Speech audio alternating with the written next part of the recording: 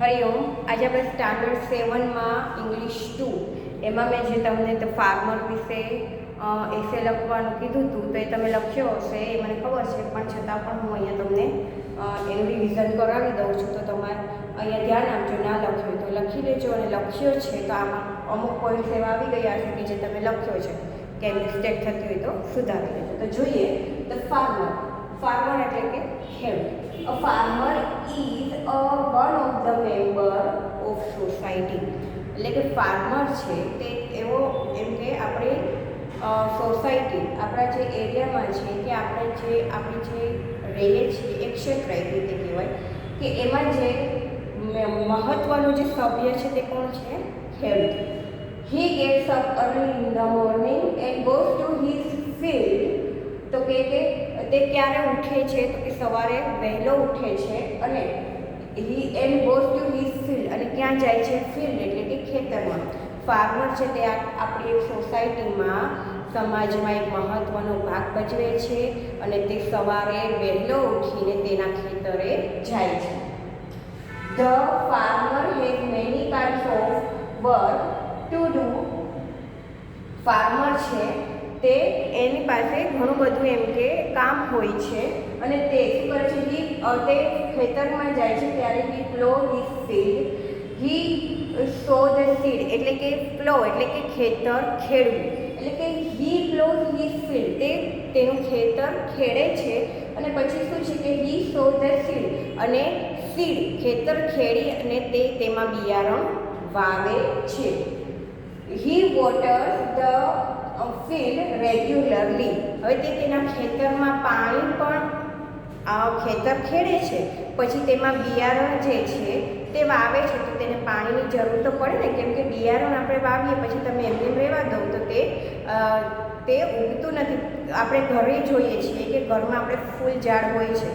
હવે તમે કોઈ ફૂલનો છોડ છે તમારા બગીચામાં, ઘરના બગીચામાં કે કોઈ પ્લાન્ટમાં તમે તેને વાવ્યો છે, રોપ્યો છે, ઉગાડ્યો છે, તો પછી તમે એનું ધ્યાન નહીં આપો, તમે તેની કેર નહીં કરો તો તે ઉગશે, તે શું થશે? કરમાઈ જશે, મુરઝાઈ જશે.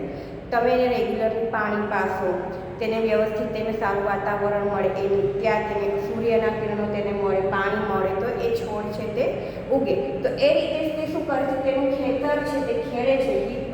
ફિલ્ડ એટલે કે તેનું ખેતર ખેડે છે. હી સો ધ સીડ, અને શું કરે છે? તો કે તેમાં બિયારણ વાવે છે. હી વોટર ધ ફિલ્ડ રેગ્યુલરલી, અને તે તેના ખેતરમાં પાણી રેગ્યુલરલી એટલે કે નિયમિતપણે દરરોજ નાખે છે. He has to take care of the crop, તે હંમેશા કાળજી કરે છે કે નહીં? તો કે ક્રોપ, પાક, ક્રોપ એટલે કે પાક, જે પાક જે છે તેની તે કાળજી લે છે, તેના ખેતરમાં જે પાક વાવ્યા હોય છે તેની કાળજી રાખે છે. તો farmers have so much importance, still they do not have proper living.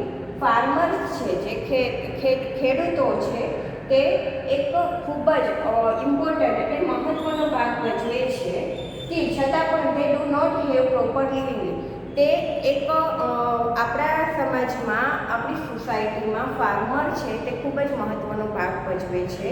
તે સવારે વહેલા ઉઠે છે, તેના ખેતરે જાય છે, ખેતરમાં ખૂબ જ મહેનત કરે છે, હળ ચલાવે છે, પછી હળ ખેડે છે, તેમાં બિયારણ વાવે છે, પાણી રેગ્યુલર પાવે છે, આખો દિવસ તે તેના ખેતરમાં કામ કરે છે, પણ એક મહત્ત્વનો ભાગ ભજવે છે. પણ શું થાય છે કે એ આપણે જે સોસાયટીમાં તેનું મહત્ત્વ ખૂબ છે, પણ તે લોકો એમ કે શું લખ્યું છે નીચે કે they do not have proper living, પણ તે લોકો એમ કે એટલા બધા પૈસાદાર શ્રીમંત હોતા નથી, તે થોડા શું કહેવાય કે ગરીબ હોય છે, તે વ્યવસ્થિત રીતે જીવી શકતા નથી. મતલબ કે ખેડૂત છે તે કેવો હોય છે? તેના ઘરમાં તમે જોજો ઘણી વાર કે ખેડૂત હોય છે તે નાનું એનું ઘર હોય છે અને તેમની પાસે એટલા પૈસા હોતા નથી, પણ તે એક મહત્ત્વનો આપણી સોસાયટી, સમાજમાં તે એક મહત્ત્વનો ભાગ ભજવે છે. તેના લીધે જ આપણે આ બધું અનાજને જે મળે છે આપણે ખાઈ શકીએ છીએ. તે ઘઉં, બાજરો, બધું જે ચોખા, જે બધા પાક છે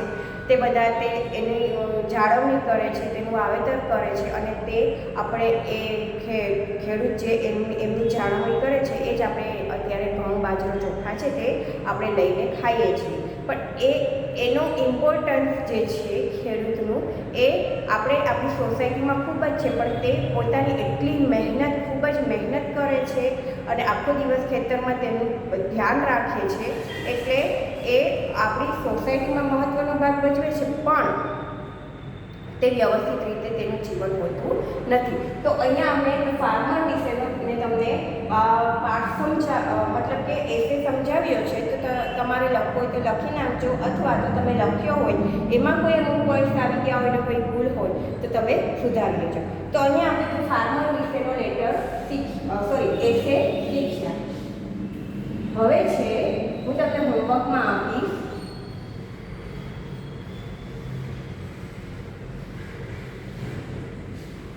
તમારે હોમવર્કમાં લખવાનો છે હવે અ બુક સ્ટોર. હોમવર્કમાં એસે લખવાનો છે અ બુક સ્ટોર. આના વિશે તમારે એસે તમારી બુકમાં લખવાનું રહેશે, પણ મેં તમને કીધું એ જ રીતે કે તમે ભલે હું અહીંયા કરાવું, એટલે એનો મતલબ એમ નહીં કે હું અહીંયા કરાવું છું એટલે ચલો ને મેમ કરાવશે તો પછી એમાંથી આપણે જોઈને લખી લઈશું, એવું નહીં. હું તમને એટલે કરાવું છું કે બાય મિસ્ટેક કંઈ એવું કંઈ તમારો કોઈ પોઈન્ટ આમાં આવી જતો હોય ને કોઈ ભૂલ થઈ હોય તો તમે સુધારી શકો. પણ તમે બુક તમારી પાસે નિબંધની માળા હોય છે તો એમાંથી વાંચીને તમારી જાતે લખવાની પ્રેક્ટિસ કરજો. હવે આપણે જોઈએ તો અ બુક સ્ટોલ છે તમારે ઘરે હોમવર્કમાં લખવાનું છે. હવે આપણે જોઈશું જનરલમાં, એમાં હતું કોમન નાઉન્સ અને પ્રોપર નાઉન્સ. આપણે રિવિઝન કરીએ છીએ હવે તો ચેપ્ટર 2 જનરલમાં કોમન અને પ્રોપર.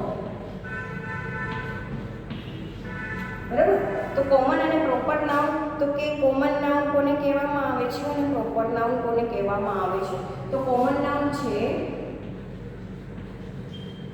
આવી રીતે બે પાર્ટ પાડીએ, અને પ્રોપર નાઉન છે.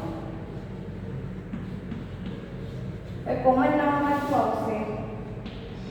બોય,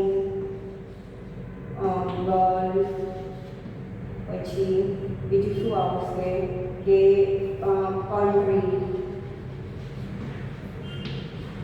માઉન્ટેન, રિવર,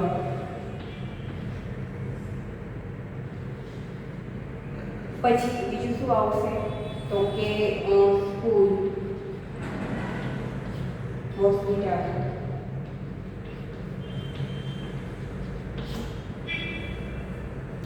તો આ બધા છે એ બધા કોમન નાઉન આવશે. બોયઝમાં હું કોઈનું નામ લખું, ફોર એક્ઝામ્પલ રોહન, તો આ પ્રોપર નામ થયું. તે ગર્લ્સમાં લખું છું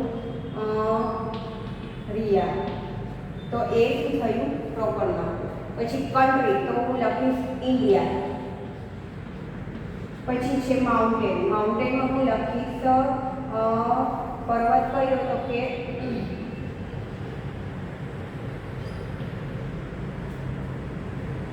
માઉન્ટ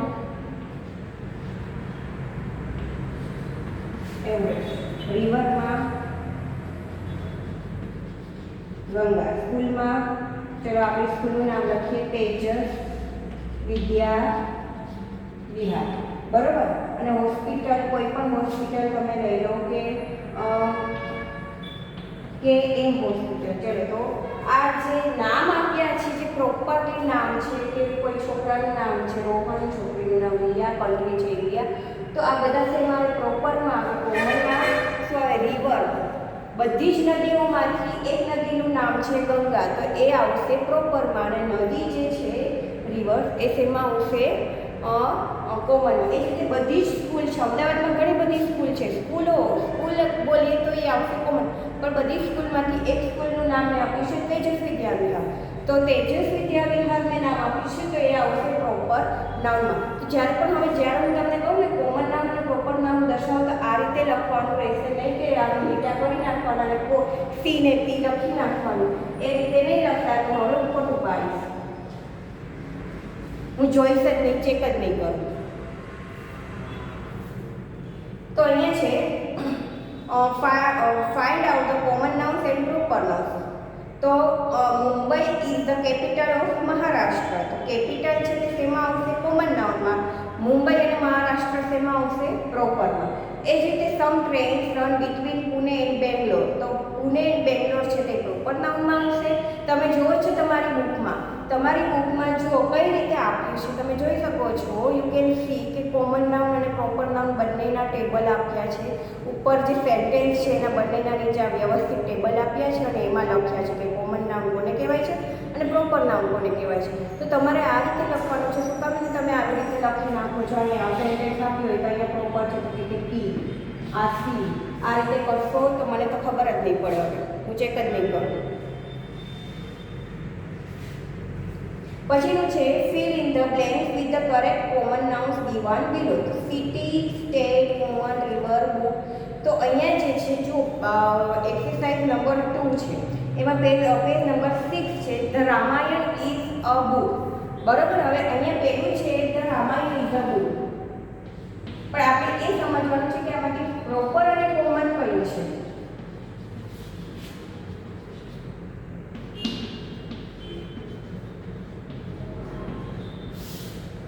એ તો આપણે અહીંયા પાછળ જે છે એમાંથી જોઈને લખવાનું કે રામાયણ એક બુક છે.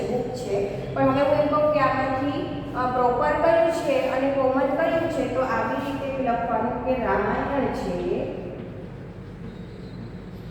એ શેમાં આવશે પ્રોપરમાં,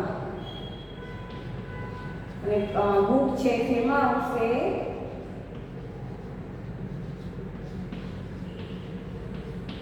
કોમનમાં. તો રામાયણ ઇઝ અ બુક. પછી છે રાધાબાઈ ઇઝ અ વુમન. આગળ આપ્યું છે ને woman, Radhabai is a woman. પછી mister Vora is a man. પછીનું છે the Ganga is a river, Christmas is a festival, India is a country, Nashik is a city, અને સહ્યાદ્રી ઇઝ અ માઉન્ટેન, અને Shimla is a hill station. તો એ જ રીતે આવી રીતે ક્યારે લખો તો કોમન નાઉન અને પ્રોપર નાઉન બે અલગ લખજો. હવે છે write the sentence again using capital letter is necessary. There was a meeting. આમાં તો કશું છે ને કે બધો જ ફર્સ્ટ લેટર કેમાં આપ્યો છે, સ્મોલમાં આપ્યો છે. આપણે શું કરવાનું છે, કેપિટલ કરીને લખવાનું છે. તો there was a meeting of Shivaji park on Thursday. તો ખાલી ટી છે તે સ્મોલમાં આપ્યો છે, તો કેમાં આવશે કેપિટલમાં આવીને આખા જે સેન્ટેન્સ છે તે કમ્પ્લીટ કરવાના છે. બરાબર. હવે જો ગ્રામરમાં આપણે મોસ્ટલી બધું જ પૂરું થઈ ગયું છે ગ્રામરમાં, પણ હવે પછીનો જ્યારે પીરિયડ આવશે તો આપણે ગ્રામર છે એમાં પહેલેથી રિવિઝન કરીશું. કેમ કે ગ્રામરમાં જે આપણે સાદો વર્તમાન કાળ છે, ભૂતકાળ છે, ભવિષ્યકાળ છે, એ બધું જે હજી અમુક લોકોને ટેન્સીસમાં ભૂલ પડે છે, તો હવે આપણે ટેન્સીસ લઈશું. હવે એમાં આપણે થોડું જોઈએ સાદો વર્તમાન કાળ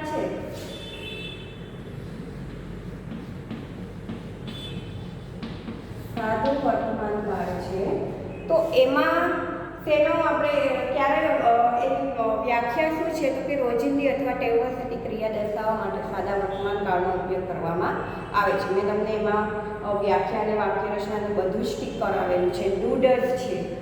સાદો વર્તમાન કાળની વાક્ય રચના શું છે,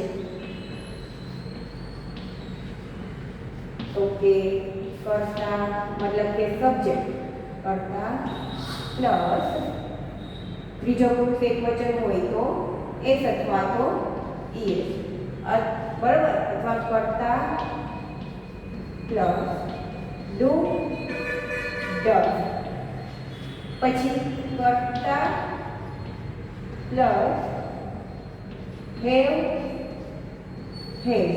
આ બધા શેમાં આવે છે, સાદા વર્તમાન કાળમાં. અને પછી આવશે મૂળ ક્રિયાપદ.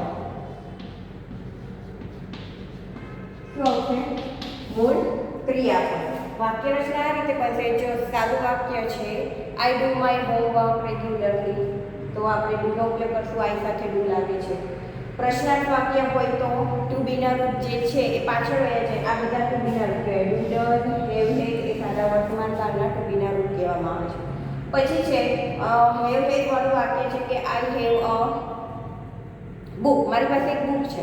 તો પ્રશ્નાર્થ વાક્ય બનાવવું હોય તો ટુ બીનું રૂપ આગળ આવી જશે. સાવ સિમ્પલ, એટલે કે સાદો વર્તમાન કાળ સિમ્પલ કાળ છે કે કે જે રોજબરોજની ક્રિયા દર્શાવવા માટે સાદા વર્તમાન કાળનો ઉપયોગ થાય છે. પછી કે I get up early in the morning, તો હું સવારે વહેલી ઉઠું છું.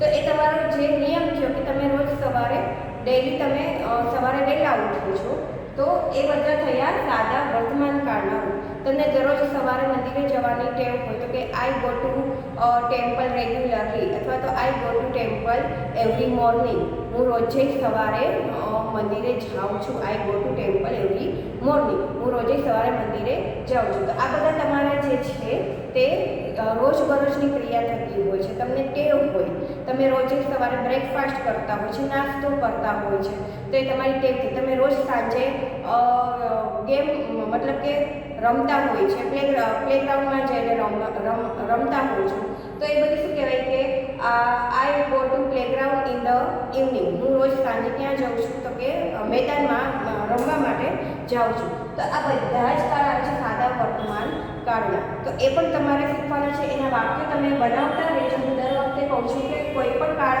ચાલે છે પછી કહું છું કે વાક્ય તમારે જાતે બનાવજો. તો સાદા વર્તમાન કાળમાં કશું નથી. ડુ ડઝ અને હેવ હેઝ હંમેશા યાદ રાખજો કે ડુ ડઝ અને હેવ હેઝ છે તે સાદા વર્તમાન કાળમાં ઉપયોગમાં આવે છે. અને ડઝ વાળું જ્યારે વાક્ય હોય છે, ત્રીજો પુરુષ એકવચન હી શી ઇટમાં ડઝ વાળું વાક્ય જ્યારે બનાવીએ છીએ ત્યારે મૂળ ક્રિયાપદને એસ અને એસ પ્રત્યે લાગતો નથી. અને હી શી ઇટમાં ડઝ વાળું વાક્ય ના હોય, સિમ્પલ વાક્ય હોય, તો મૂળ ક્રિયાપદને શું લાગે છે? એસ અથવા તો ઈએસ પ્રત્યે લાગે છે. શી વર્ક્સ, તે કામ કરે છે. શી વર્ક્સ રેગ્યુલરલી, તે દરરોજ કામ કરે છે, રેગ્યુલર તેનું કામ કરે છે. શી વર્ક્સ લાગશે, પણ હું એનું પ્રશ્નાર્થમાં બનાવીશ તો ડઝ હું લગાડ્યું, ડઝ શી વર્ક થઈ જશે, વર્ક્સનું શું થઈ જશે? Work. Does she work regularly, બરાબર. તો ત્રીજો પુરુષ એકવચનમાં ડુ ડઝ વાળું વાક્ય મતલબ ડઝ ના લાગતું હોય તો મૂળ ક્રિયાપદને ઈએસ પ્રત્યે લાગશે. ડઝ લગાડવામાં આવે તો મૂળ ક્રિયાપદને ઈએસ અથવા એસ પ્રત્યે લગાડવામાં આવતો નથી. એટલું ખાસ યાદ રાખજો. સાદા વર્તમાન કાળના વાક્યો પણ બનાવતા રહેજો. મેં તમને બુક સ્ટોલ છે એનું એસે લખવાનું કીધું, એ પણ લખજો અને હંમેશા રિવિઝન કરતા રહેજો. હરિઓમ.